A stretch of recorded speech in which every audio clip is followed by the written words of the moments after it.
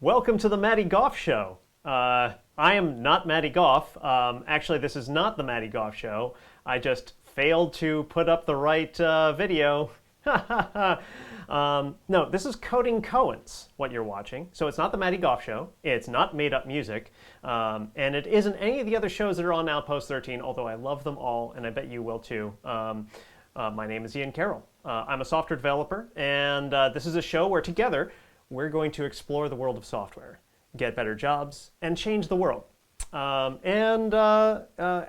is per usual on my show, I have a guest. My guest today is Naomi Dennis. She is a full stack polyglot software developer, and she works at Light Software Consultancy. She's a consultant for them. She's here to explore some software with me. Naomi, go ahead and turn on your video, and welcome to the show. Hi, Ian. Thanks for having me. Hey, it's good to have you. It's good to be here. Yeah, cool. Let me ask you a few questions, Naomi. First of all, where are you calling from, or where are you coming from? Technically two places. Oh, Technically really? New York, but actually Georgia. Okay, so I take it like you're attached to the New York office, but you're actually in Georgia right now. Yeah, I'm on what I'm calling a COVID vacation at this point, where I'm actually visiting my parents currently. And I'm kind of just enjoying the warm weather, or rather the not snow that's happening. Warmer weather, yeah. Yes. Well, cool. Thank you for being on the show. Speaking of which, since we're talking about COVID and we're talking about the nature of software development work right now, you've been working remote for the better part of a year. That's true. So let me ask you a few questions about what it's like to do remote software work versus doing in-person or co-located software work. What are the pros and cons of that? What's been your experience with that? I would say it's been kind of tepid. Sometimes I like it, sometimes I kind of hate it. I do very much miss the folks at the office. And oddly enough, commuting is a big thing that I miss because it kind of separates your work life from your home life. In New York, the subway system is a big part of the city. And so I kind of miss, the dings and the smells and the grime. Uh, Yeah. But I would say in terms of like actually working, it's the benefits of it is that, you save a lot of time in the morning. Uh, in my opinion, sometimes people can be a bit more focused because it's like you're kind of just there as opposed to being in the office where sometimes that can happen. But I guess for the office I was in, everyone was very close together. So you kind of heard other conversations as you were talking with other people. And that could be distracting. The other thing is I kind of just really am liking the landscape of Georgia personally. It's very open fields, lots of trees, and there are a lot of deer near where my parents' house is. Surprisingly, I've did seen your about four so far. did your parents move to Georgia or did you grow up there? I partially grew up in Georgia.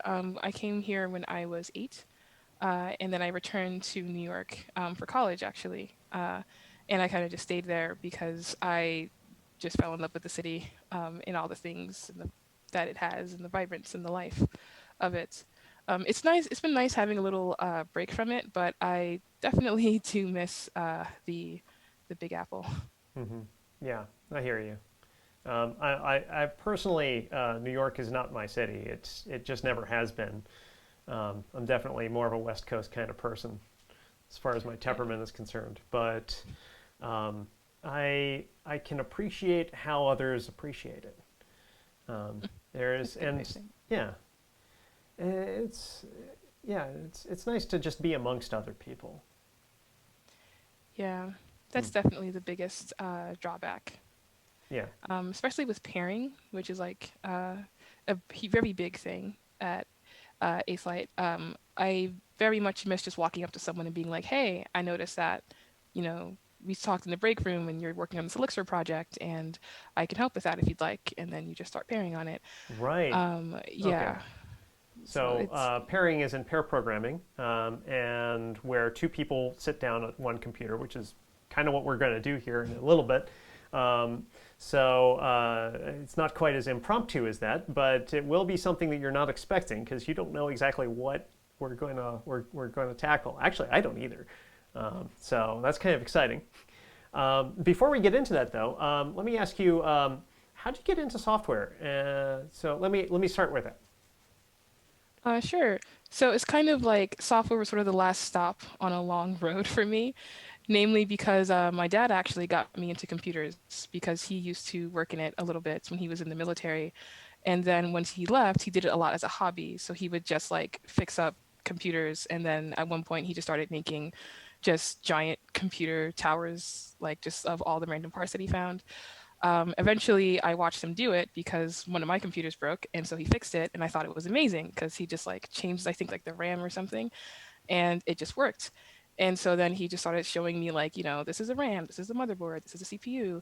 And so by the time I got to high school, well, middle school, I started taking classes in like, just overall computer stuff, I guess at the time.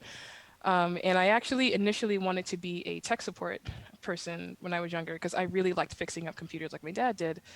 But when I was in high school, I discovered programming because a teacher saw that I really liked fixing up computers and he was like, hey, why don't you try learning this thing called Java? Because he also heard that I liked video games and he was like, you can make games with it. And so Ah, nice. yeah, so at that point it was history. And then one day he just kind of told me when he saw that I was taking it seriously, like, hey, this is a job, right? Like once you finish high school. And then that was pretty much it. And from then on, I was like, I want to be a programmer. It's going to be so cool when I eventually can do it.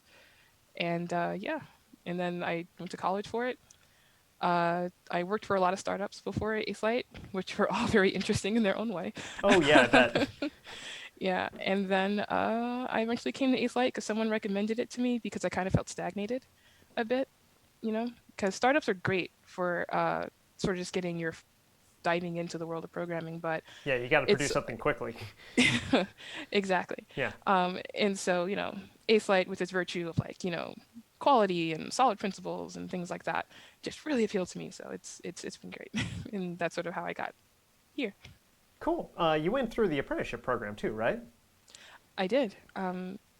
The apprenticeship program was actually really, really interesting. I had to sort of unlearn a lot of bad habits uh, that I kind of grew into over the years. Mm-hmm. And the thing, and I would say, if I had to summarize the apprenticeship, was that if anyone is ever familiar with the cave story of like the people in the cave with the shadows on the wall, and they think the shadows are the entire world, and then one day they get out of the cave and they realize that no, those are just shadows. It's not the entire world. That's kind of how I felt about code. Like I knew you learn code to do stuff. This is a database. This is a website. This is a mailing thing, whatever. And then Nathan was like, hey, did you know that is also that? But if you use this architecture pattern, you could actually do all these wonderful things with it. And if you actually follow TDD, you won't backtrack as much and you won't have to deal with as many bugs in the future and so on and so forth. And so it's just been like just a mind blown gift just over and over again. Yeah. In terms of Yeah, that's Plato's allegory of the cave. Nice philosophical reference there. So you said TDD. Maybe not everybody knows what those letters mean. yes. So TDD stands for test driven development. And so effectively, what it means is that as you're developing code, you're actively testing it at the same time. So there are two different approaches you can take to this. I believe, like the company I work for, well, you and I work for, they typically want you to say, like, I want to write code that does this. I expect when I run, say, a function, that it will give me this number. But then there So are a function that others. is adding 2 plus 2. You're going to expect that Yes, you add 2 plus 2 and that the answer you get back is going to be 4, right? exactly. Yeah. And so you can do it that way. Sort of think of it like you're, I don't know, making a wooden box. And so you're sort of testing to see like if it's holding correctly. And then you have the other school of thought, which is doing the testing after the code is written. So say Okay. you write an addition function, as in you just tell the computer, here are two numbers, give me this two back, Right. the sum of them.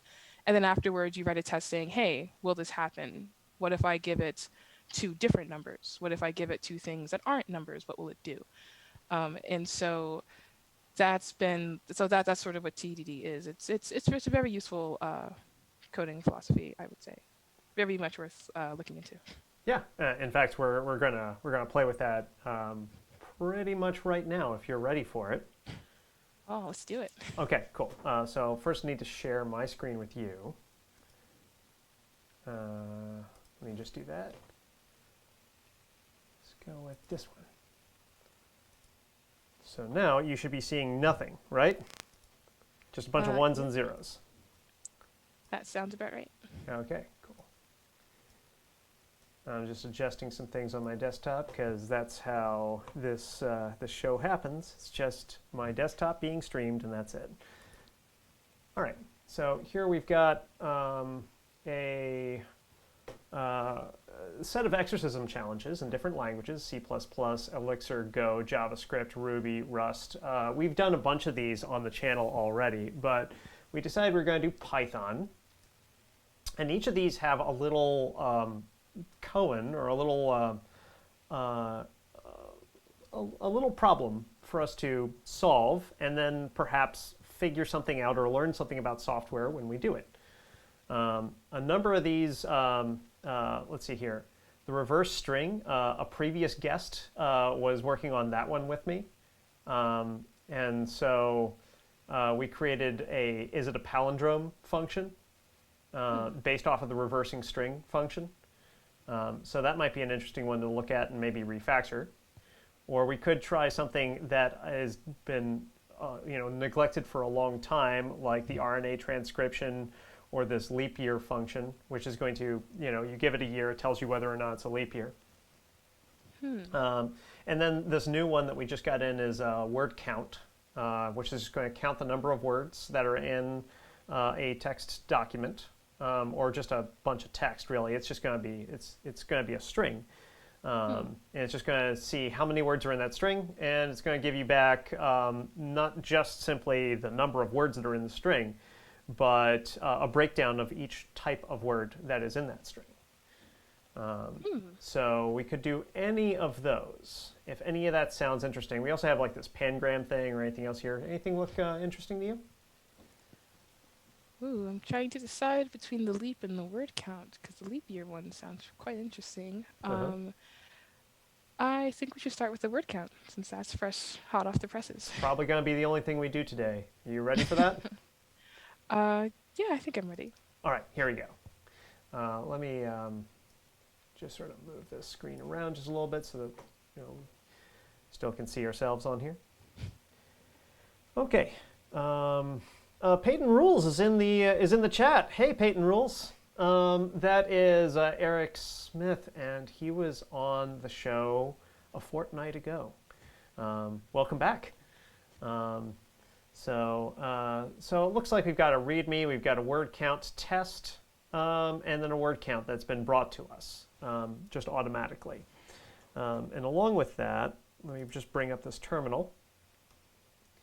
I think we're inside. Yeah, let's go into word count. All right. I think if I just do PyTest, we should just get a bunch of fails, which we do. Okay, so there's a bunch of tests that are pre-written in this. They're going to be in our test file. We also have this README, and we have this word count. Where do you want to start? Let's start with well, I think you explained it well enough. But just in case, let's start with the README. Okay. Nice. We're going to start by reading what's there. All right. So because word count could mean a number of different things. We could interpret that in a number of different ways. A README like this can help us figure out exactly what precisely we need, right?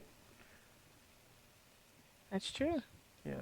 Okay, so given a phrase, count the occurrences of each word in that phrase.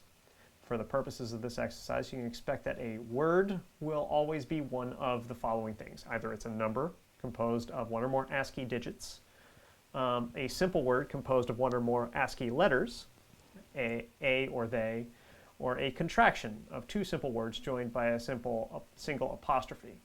Looks like we're not dealing with hyphens right now. That's good. When counting words, you can assume the following rules. The count is case insensitive. So you and you and you are three of the uses of the same word. The count is unordered. The test will ignore how words and counts are ordered. Other than the apostrophe in a contraction, all forms of punctuation are ignored. And the words can be separated by any form of white space, like a tab, a new line, or a space.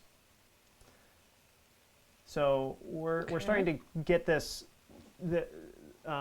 The Exorcism Challenge has done the hard work of figuring out exactly what it is that we're trying to do, which is going to help us out tremendously. A lot of times, half of our work as developers is trying to figure out what it is we actually need to do.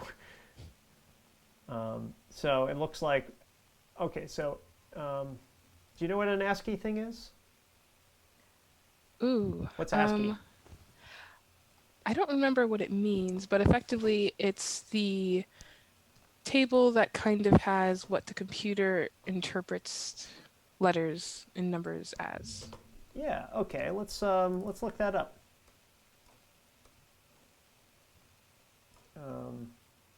Ooh, nice theme. Oh yeah, it's a default one on Opera. We went to Google, and we're going to ask it. Ascii is a Wikipedia article right here. Okay, yes, I know. Please donate. Speaking of which, you can also donate to this channel as well by subscribing, by cheering bits, or just by watching. Thank you for being here. That helps out this channel and all the content that we provide here, not just coding Koans, which is a software thing, but we also have ones for music. We have different improv shows that happen here. We have geek-friendly shows. There's one where where they just chat about different fictional characters that they're in love with, literally. And then there's also a show that's just about whiskey, and they just drink whiskey on the show and talk about whiskey. It's called I Effing Love Whiskey. So yeah, all kinds of stuff here. But let's look at Ascii. So American Standard Code for Information Interchange. Wow. So it looks like it's a code that turns numbers into letters. And it's basically arbitrary, but it's an arbitrary way of encoding characters so that everyone is doing it the same way. So it includes all the things that you'd see on an American keyboard. Pretty much that. And then a few, control characters, such as, the new line or the tab, which are different types of white space. Also the space. That's an Ascii character as well. That's interesting. I would have never guessed that. Yeah. And each one of these Ascii characters is a set of bits, it looks like. Here's a table. So that's a space. It's just 0. And then, yeah. Okay, well. Ah, I see. That makes sense. I think I've only ever seen Ascii in terms of like hex or like a just regular number like 13 or something. So that was very interesting. Yeah. Never seen a binary reference for it before. I mean, yeah, it's not. And notice that ASCII characters don't include things like Japanese kanji, or like the special quotation mark that has the little swishy thing at the bottom, or any number of other like symbols or emoji are not included in ASCII as well. That's encoded using something called Unicode, which is a different encoding scheme that encompasses more things. But yeah, for our needs, we're going to be building strings of ASCII characters. And here's an example of a string right here. It's just quotation marks around a word. And that's how the computer knows what a string is. It's just a string of characters. Each one of these is an Ascii character. And then when you put them all in a row, they're called a string. Right? Okay, so enough bits of computer science there. All right, so for example, the phrase, "That's the password, colon, quotation mark, password 123, exclamation point, cried the special agent. So I fled." The count. And so we are expecting that this is what comes out the other end. When we put so this not just a in, sum. we're going to get this out. This is already starting to be like a test right here, right? You can see how you could construct a test around this. Definitely. Okay. Exception messages. We might do exceptions. Let's see. Do we deal with them in this time? Meaningful error message to indicate what the source of the error is. Yeah, that helps other developers when you do that. This makes your code more readable. Helps significantly with debugging. I don't think we'll need to raise an exception this time, but I mean, we can consider it. I'm not sure if we want to raise exceptions when we're given something that's not a string, for example. Like what if we're just given true or false? Raising exceptions along those lines would be helpful. Yeah. But yeah.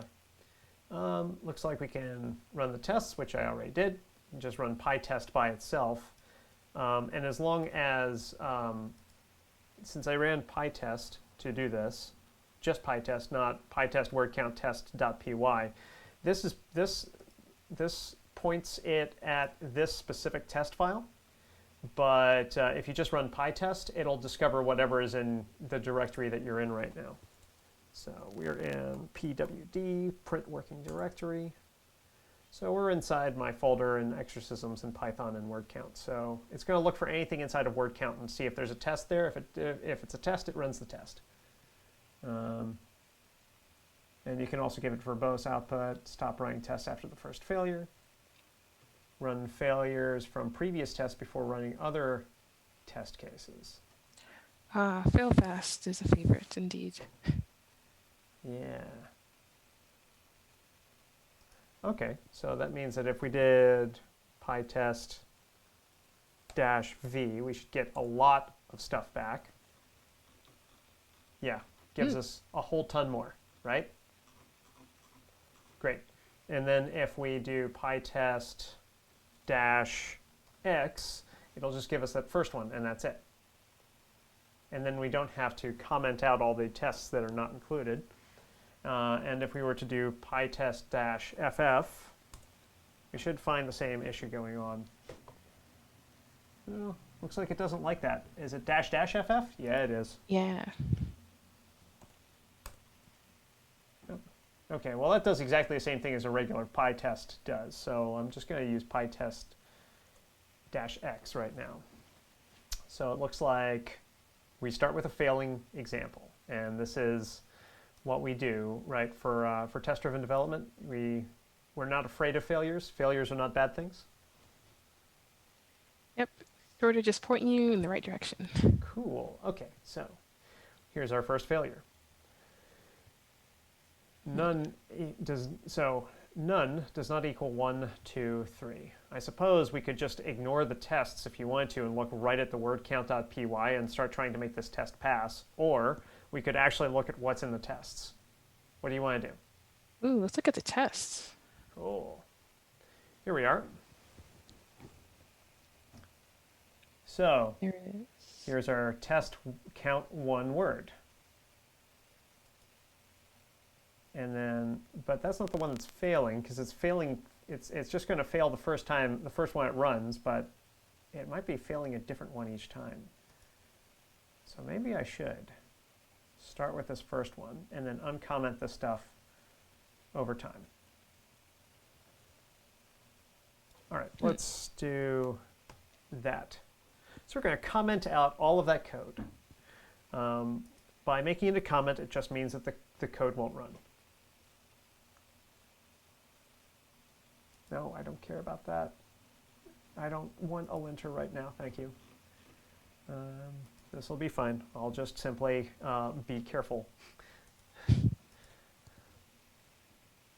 All right, well, we can just run PyTest. Yeah. All right, so here we are. None does not equal word : 1 inside of an object. And actually, this isn't an object in Python. We call them dictionaries in Python. So like you'll have a sort of like a term and then the value of that term. How many of those there are. That's right. So we're going to create a set of key value pairs. The key is going to be the word, and then the value is going to be how many times it was counted. And Sounds like a plan. And so, all right. So how do you want to approach this? So it looks like it takes in, well, first we'll start with what, or I guess like a function, it sounds like. Okay. And okay, so there was already a function there. There's a def count words, and then it takes a sentence as a variable argument. And then it does nothing with it, it just passes. So what if we split the word by its spaces and count what returns? Yes, we can do that. Okay, let's try it. So what is it? Sentence.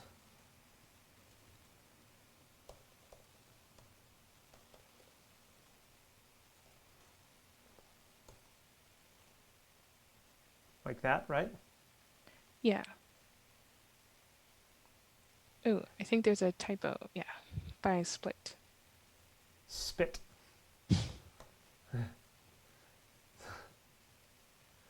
Spit that sentence.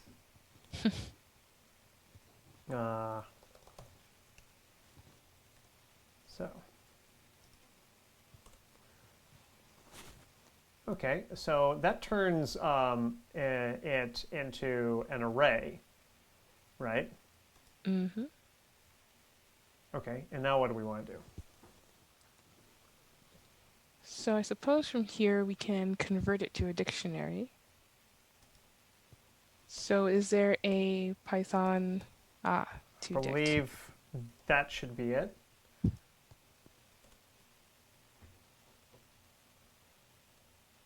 Has no attribute to dict. Okay, so let's do a little Googling. Let's try and figure out how we do that.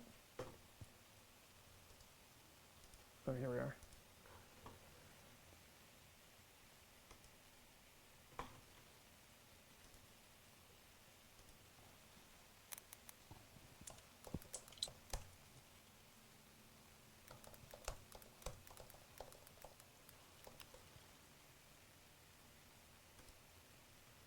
This is the first thing. Well, this is converting a list to a dictionary, but this is not going to do exactly what we expect it to, right? Yeah. Because we're not given what these values are yet. So I suppose, I guess, an easier way to pass the test is what if we just return a dictionary with the word and set the value of that to 1. What you mean, like copy what the expectation is? Yep. And then just return it. Yep, exactly like that. Let's see what that did. Yep, that Hey. passes. All right, congratulations. We've got the first one done. Now we're going to get this a little bit more. So let's see here. Do we want to refactor before we move on? Now that we've got this green. Yeah, that sounds like a good idea. Peyton Rule says ship. That's it. We're done. So I don't know. Let's call this.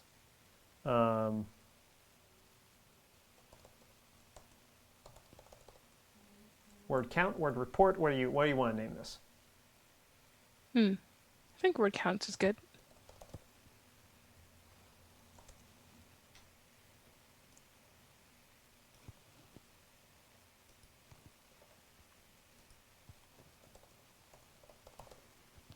Okay, now we've defined it as a variable. It's still working. Anything else you want to do to this before we continue? We could maybe use sentence somehow. Yeah. So sentence is just a string, right? Right. It's just a string. So is the sentence in this case just one word? Yeah. So what if we just return sentence instead of the string? All right. Now we have moved away from hard coding our answer. And look at that. Okay. So now we've got we've got the basics of something going on here. Is this enough for us before we start moving forward? I don't want to start anticipating what we're going to need next, but Oh yeah, this looks like more than enough. cool. So let's go ahead and move on to what our next test is. Challenge 2. Uncomment it and run the tests. There's our failure. So, assertion, one of each does not equal one of each. I disagree. So, yeah. All right. So, right now, we're just taking the whole string, sticking it into the dictionary, giving it the value 1, and putting it forward, and that worked as long as we had one word in our string. But now that we've got multiple words, how do we accomplish this one? Huh. Well, this looks like a good time to possibly introduce looping along with splitting the string. So We maybe could. doing it last time was a bit premature. Oh, yeah, yeah. Now, when we split it, though, that does create, Oh, a list. That's right. let's do a word list. And we'll call it sentence. And we'll do split. We'll split it by any white space. Yeah. So that definitely sounds like it will return a word list. So now we just have to, I guess in this case, there's Get only this. one of each. So yeah, so just return a object where each word is a key with a value of 1. Now we would say, oh, look, there's some nice things going on here. How do we loop in Python? Let's figure out the different ways that we could loop through this. Why is this? Oh, that's why, because I had left it from the last time. Iterate over a list. Here we are again. Here we are, for I in list, print I. Okay, looks like that's how we do it in the Pythonic sense. So,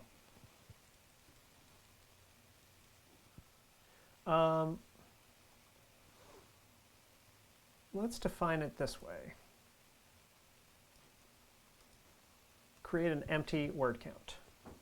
And then we for word in word list, colon, I believe we need in Python. That is proper Pythonic syntax, yes. And then we're going to do something. And in this case, we're going to say word count dot, and my VS Code is giving me some helpful things that we can add to it. We don't want to pop. Update, no. Copy, clear. Values. Is there an append?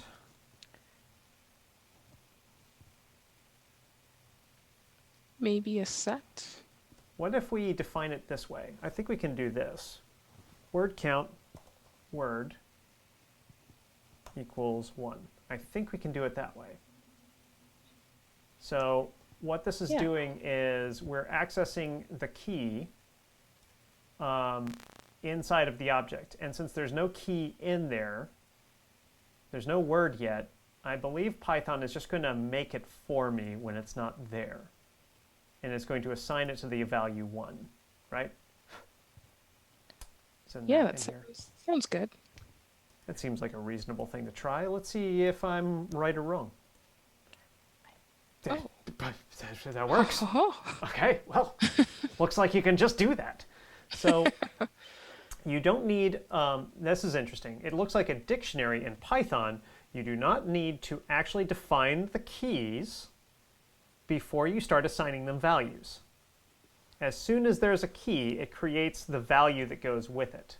Or it just creates the key, and probably if you were to do like, you do have to assign it to something. So if I was to do like none, which is a Pythonic type that basically means null or whatever, not undefined. There we go. Ooh, see if read.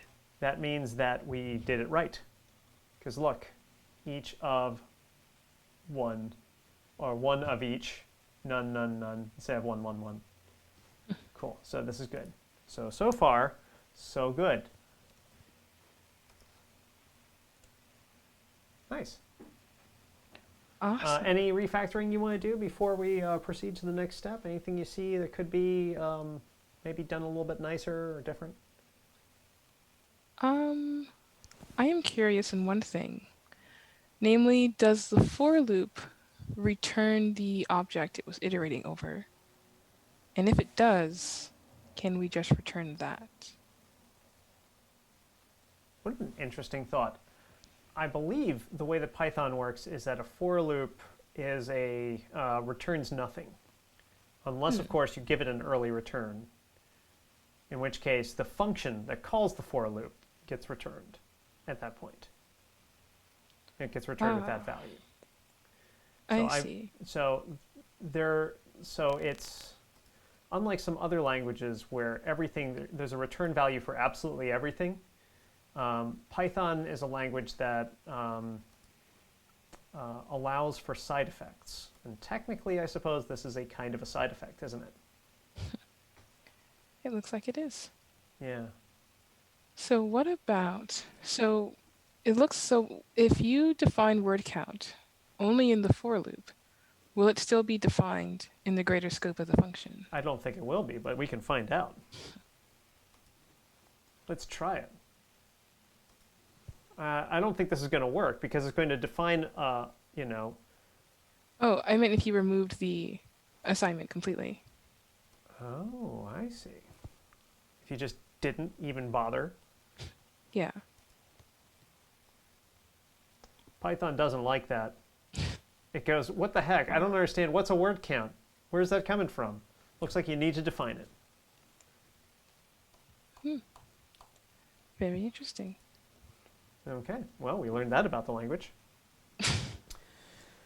So with Python, how is this reading right now? Like, personally, I like code that reads like it's prose, and it says exactly what it does. Is this saying what needs to be said and leaving what does not need to be said unsaid so far?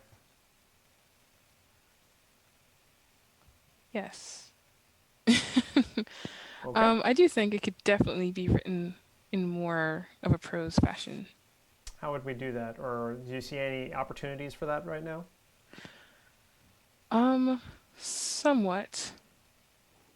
Like maybe in the for loop, instead of it being word, it could be like for the next word or next word in word list, and then it assigns it to the word count.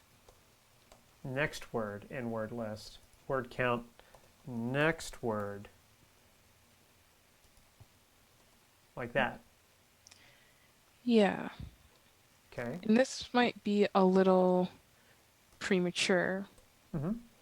but what if for the word list, instead of explicitly writing sentence dot split, it could be a function that's maybe something like break sentence apart or break into words.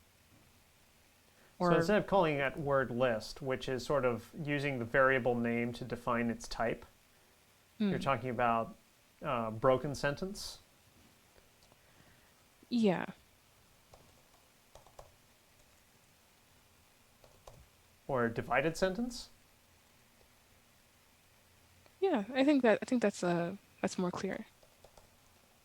In our divided sentence, which is a modification of sentence, or for that matter, yeah, okay, let's try this first.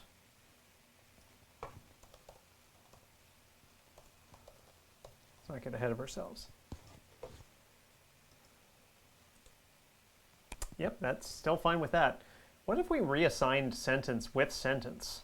Can we do that in this language? Can we say, I want sentence to now be this instead?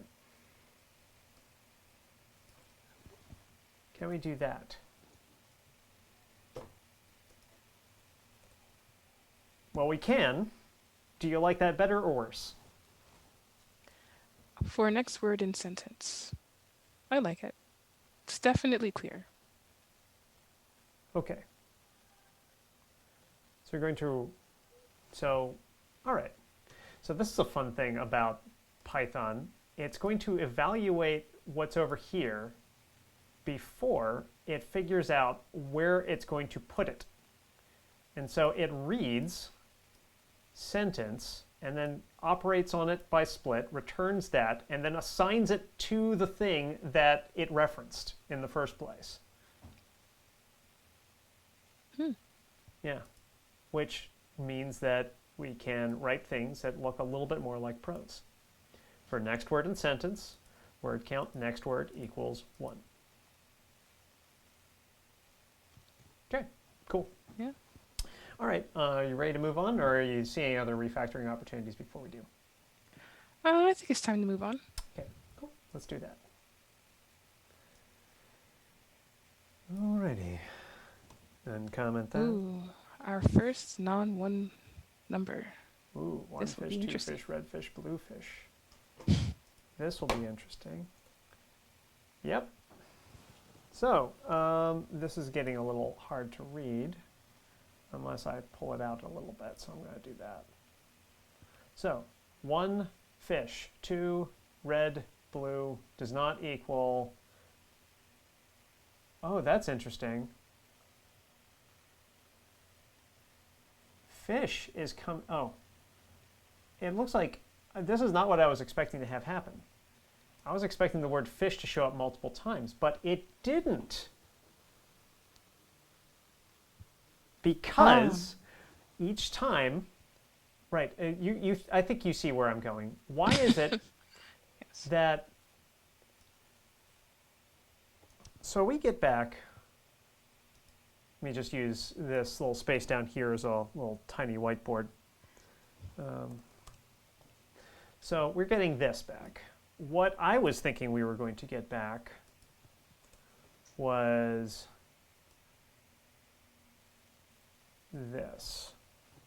One fish, two fish, red fish, blue fish, right? That's what I would expect to get back based off of how I was thinking about this code a second ago. But I'm wrong for thinking that because obviously it didn't produce that. So why didn't it? Why is it just say fish one when they're actually, when we referenced fished 4 times? It could be that the dictionary is seeing if an entry is there of a particular name, and then if it is, it just overwrites it with with the value that it's given. Okay, so that means that it's referenced fish 4 times, and each time it has assigned it to 1. Good to see you, Peyton Rules. Have fun. Thanks for stopping by. Yeah. So yeah, it's going to check to see if it's there. If it is there, it's going to assign it to 1. If it is not there, it's going to create that entry and assign it to 1. So now we have to sort of separate out when it already exists, right? Mm-hmm. It looks like we should be able to do this with an if statement. Okay. So we're going to use a conditional, an if statement, the particular type of conditional we're going to use. And so we're going to say if So this will be interesting because we have to check if the next word is already counted. yeah.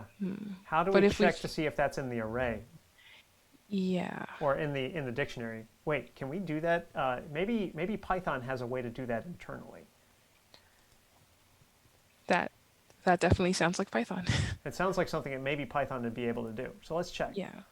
So Python, check if key exists in dictionary.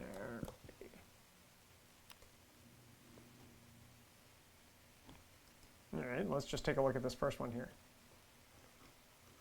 Has key. All right. All right. Oh, there's also an if-in statement. Dict.hasKey, key. Oh, there's also an if-in statement. Yeah. So if fruits has key, key to look up, key exists, key does not exist. Or the if-in statement. So if key in dict do this thing. Wow, that definitely seems more readable than key.hasKey blank, right? I agree.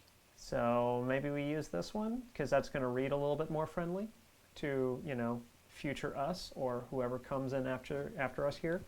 So if word in word count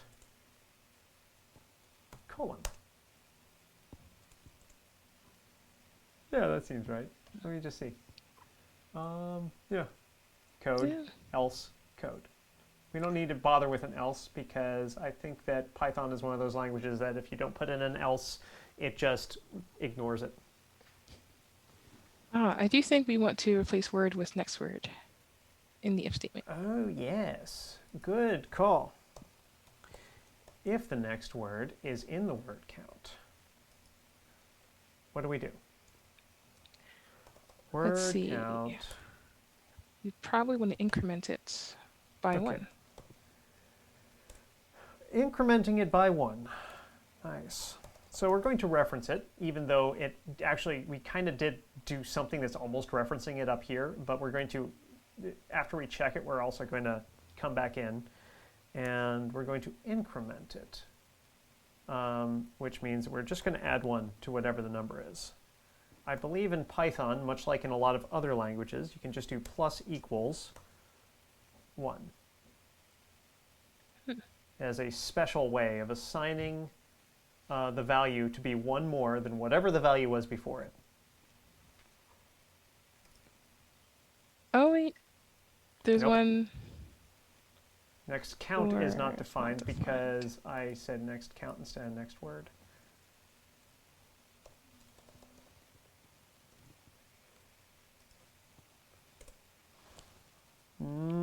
Almost. Yeah. So this is a question. Does Python have a continue keyword?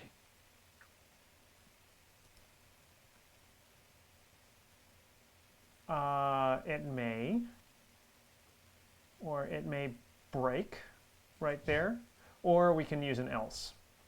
Because it looks like this word count equals 1 is clobbering whatever this is, right? That's true. So maybe we do need an else.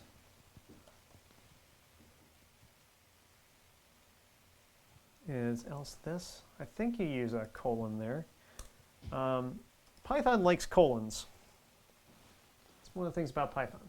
You will not see any braces, but you will see colons. Well, I mean, technically these are braces, but that's a dictionary.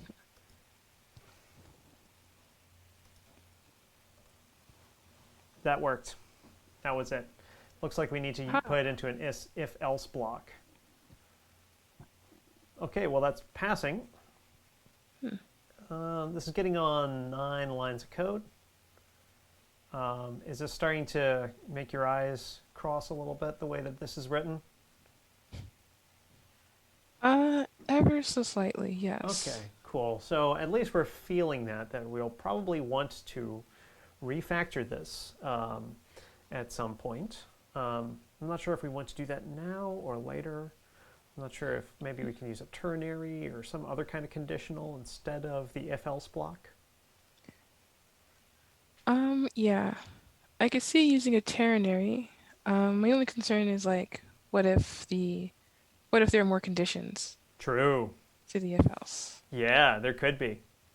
Now, what we could also do is, whenever I start seeing things nested like this, I might actually take this and turn this into its own helper function. I like that. All right, so let's try that. What's our helper going to be called? What's this thing doing? Maybe counting duplicates. Possibly? Counting duplicates. Yeah, but it does more than that. It also, if there's nothing else in there, it's going to assign it, right? Ah, that's true. So, I mean, we could make this. I mean, we could abstract this into its own function, next word in word count, and return that. But this is already reading pretty clearly. We could abstract this into its own function to say increment the word, or we could abstract this into it to say create new word, or we could abstract this whole for loop into one. How do we want to handle this abstraction?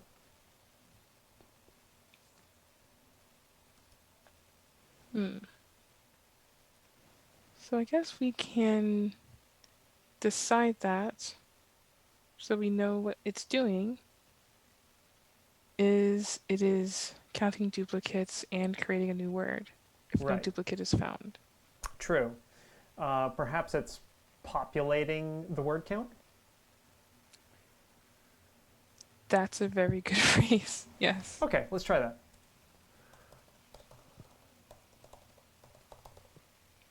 Populate word count. And it's going to take a word and a word count, right?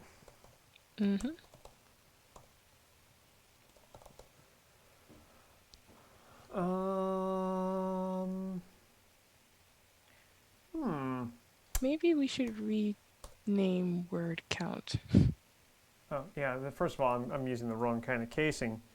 We're trying to use snake case in Python.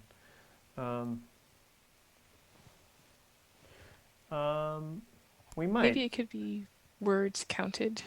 Could be. Yeah. Yeah. Let's we'll consider that in a second. So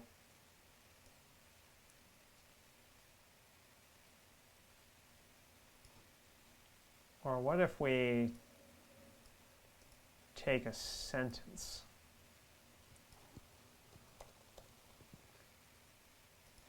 and a word count?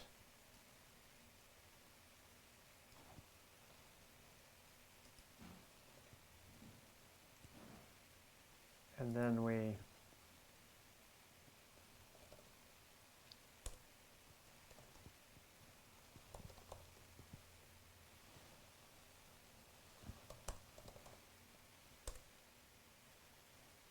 do it that way.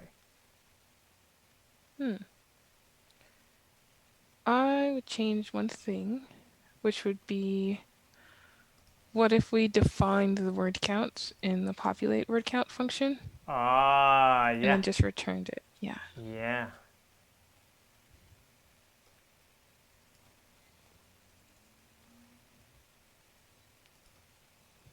So we've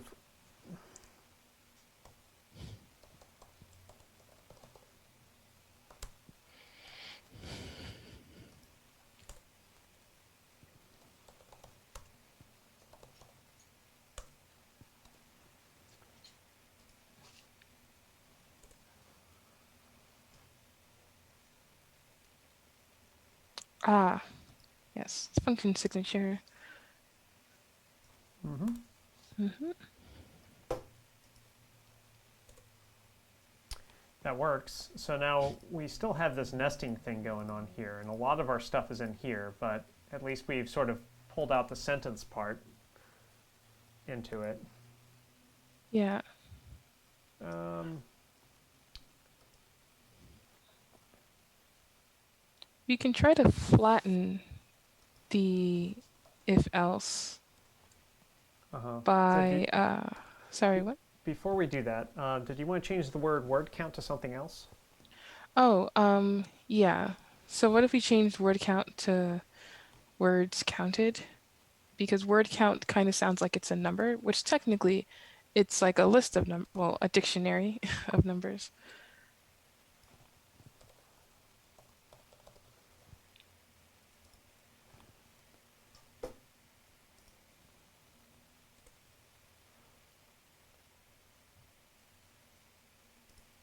Hmm. But what if we flatten the if statement? Oh, there's still a few more places to Well, change it. maybe we Yeah. can just change this to words. I know it's technically the same thing, but just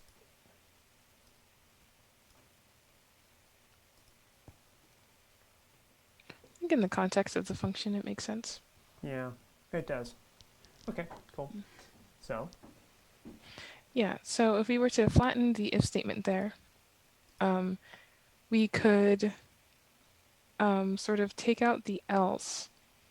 And this might be a cool question, but in some languages, you can use a continue keyword, which effectively just says go back to the beginning of, go to the, like, start iterating the loop again on the next count versus continuing all the way through whatever else you have. So that that's way, okay. I can see that using a continue. I had this other idea. I'm not sure if oh, Python will allow me to do this, but Python already kind of does this thing, right? It checks to see if the word is there, if the key is there. If it's there, it adds one to it. Otherwise, it doesn't do anything. But the question is, what happens when there's nothing in the key yet? I'm wondering what happens if I just pull out this whole if-else block. ah, I see. I'm wondering whether this will throw some sort of error or whether or not this will still be valid Python. I'm gonna bet that it would. Oh no, I thought it would still be Key valid. error 1. Hmm. Okay. Never mind. That would have been really cool if it was that kind of language. And it almost is, but it isn't. Yeah. Hmm. Let's just bring us back to passing. Good. Okay. So you had an idea of continue, right? Yeah. Let's see how Python deals with continue.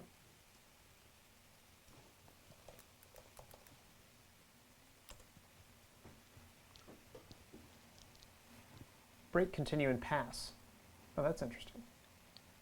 Oh, pass was what was there.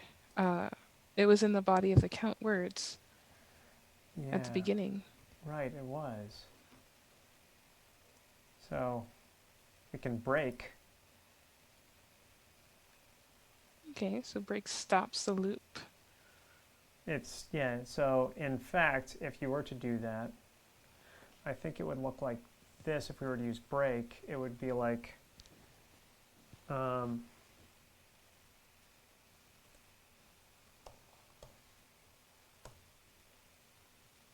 wait, wait, you don't use semicolons in this language. You would do that. Yeah. No, it hates that. um, oh, yeah. Because it needs to be the other way around, I think.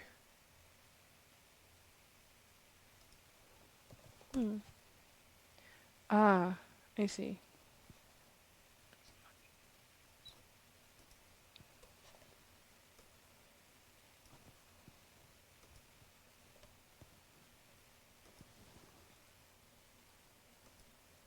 White space matters in Python, by the way. So, like, this space here being a tab like this is very important in this language. In other languages, that doesn't matter, but in this one, it really does. Now, it still doesn't like that. I don't have the time to try and dissect why that's broken. I'm just not going to do it. Okay, so we can't just do break right there and expect that to work. So what was the other idea you had is continue, right? Yeah. If letter H, continue. The continue space statement in Python returns the control to the beginning of the while loop. Continue statement rejects all the remaining statements in the current iteration of the loop and makes control back to the top of the loop.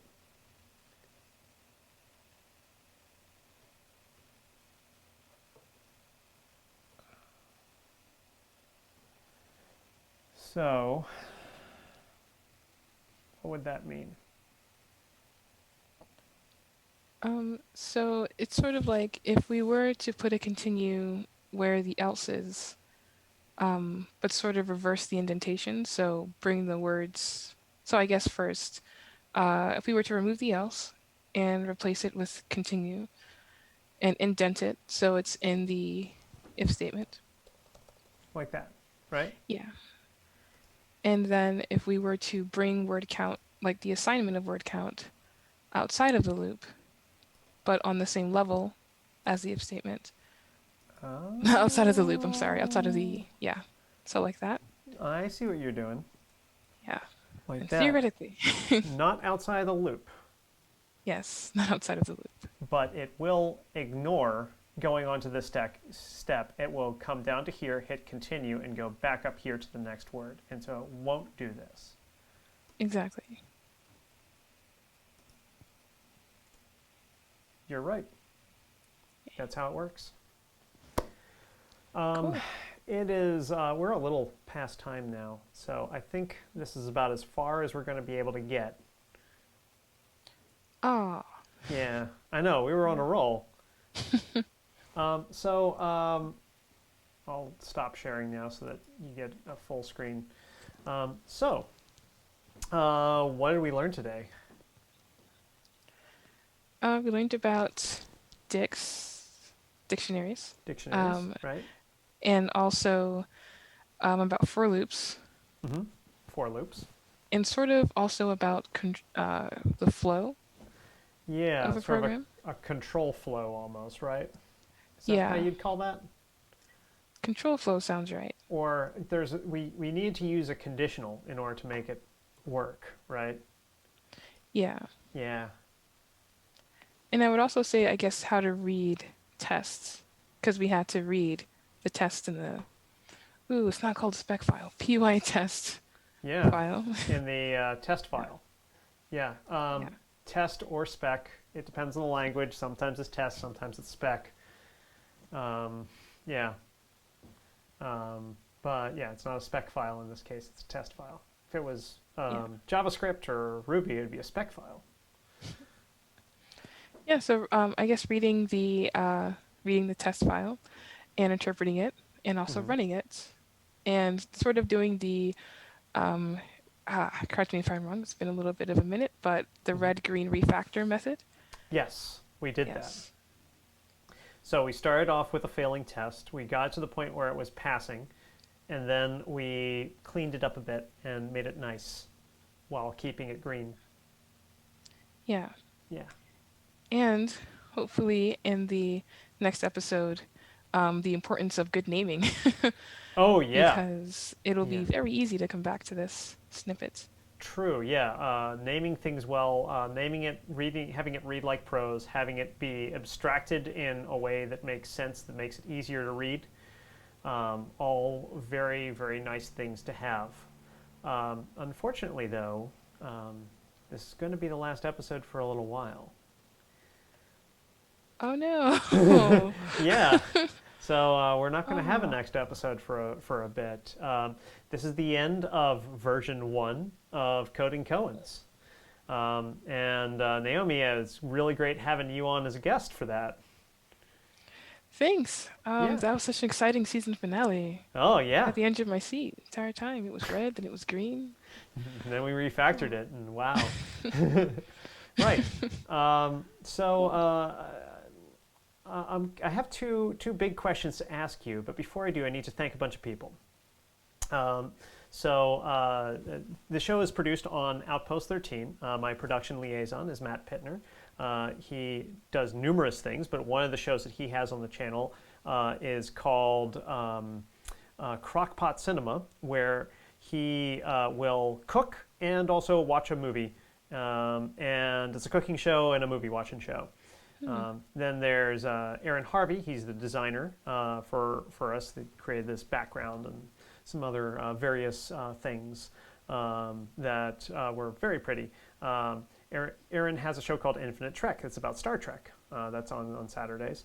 Marketer is Lucas Fanasic, who is the game show host of a game show called Two Liars, where you have two teams of 3. They're going to make a statement, and one team has to figure out which of the 3 people on the other team is actually telling the truth. The other 2 are totally lying right there on the spot. Then Botmaster is Cody Bushy, who has a show called An Actor Unprepared, which is a show where he brings together an actor, a director, and a writer, and they look at a monologue that the writer has written, and they produce it for the first time right there on the stream. So you get to see their process.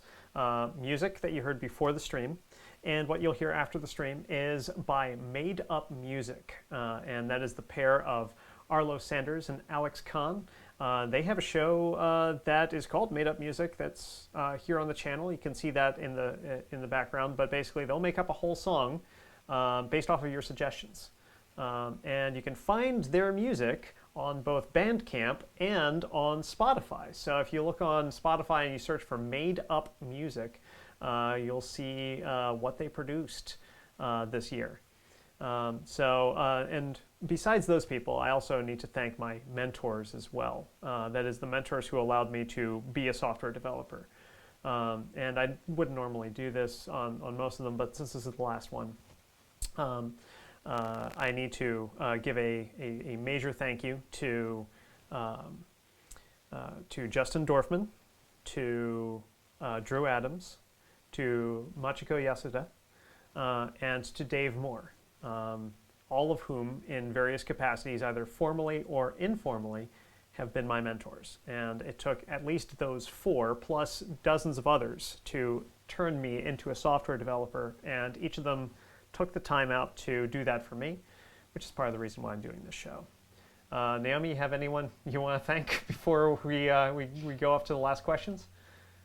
Oh, I would thank you and all the people you just mentioned because I think this is like a really cool like usage of like Twitch Yeah.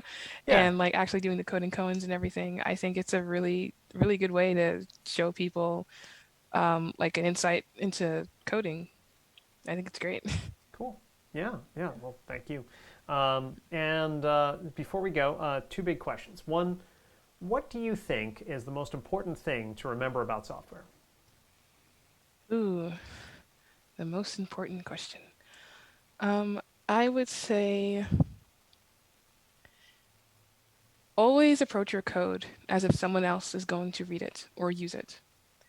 And that someone else doesn't have to be an actual person, but it can be you from the future you. You from the future! Yes. I've come back in the past to tell you your code is crap! Write it better! Yes, many, many a coder have definitely read code from even a week ago, and it's just like, what happened? What was I thinking? What was I on? Why did I do this? And so keeping in mind that like someone else may be using the code that you're writing, even if it's just yourself, it will help a lot as you're going through your coding journey. Hmm. Yeah, that's great advice, and I can't say that that's that. Yeah, I'd say that's right. The other question I have is, let's assume that there's somebody out there, maybe you from the past, maybe somebody else who might be looking up to you right now and thinking like, well, maybe I should be a software developer. What would you say to them, and where would you say they would start? They should start. Hmm.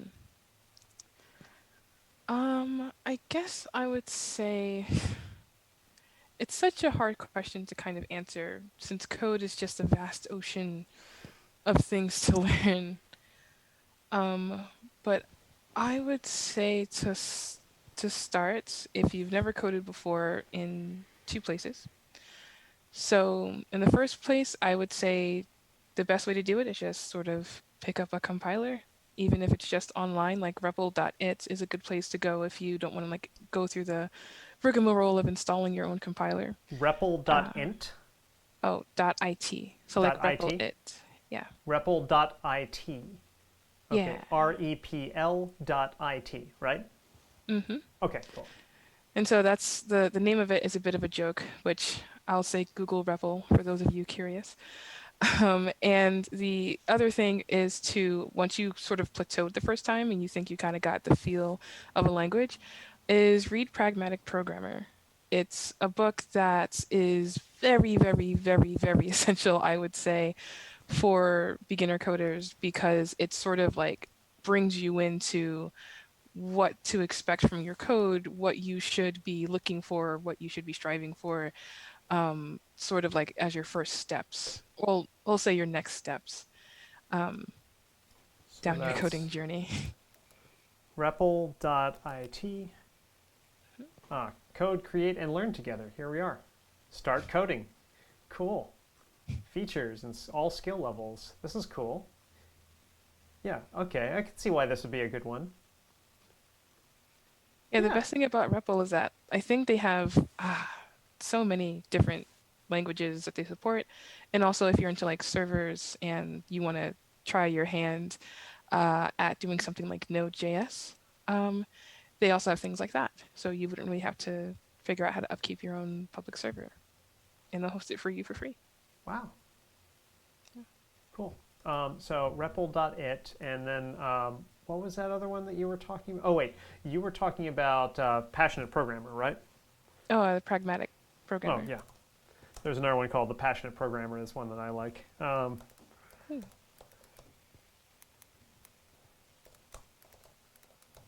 Let's take a look at where that is. Looks like you can find it on Amazon pretty easily.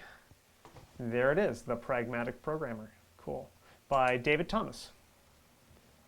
Not the same guy who makes Wendy's, right? It would be so cool if it was. All right. So, all right, cool. Those are great suggestions, and thank you for that. And since we are now at the end of the show, it's time for our awkward software developer exit. Are you ready for this? Oh, that's the best thing. Okay, Never I are.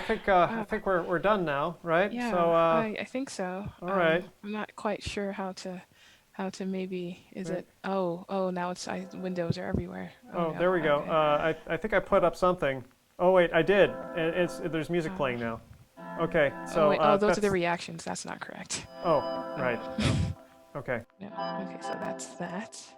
That's the chat. Okay, okay. I think I found it. Okay.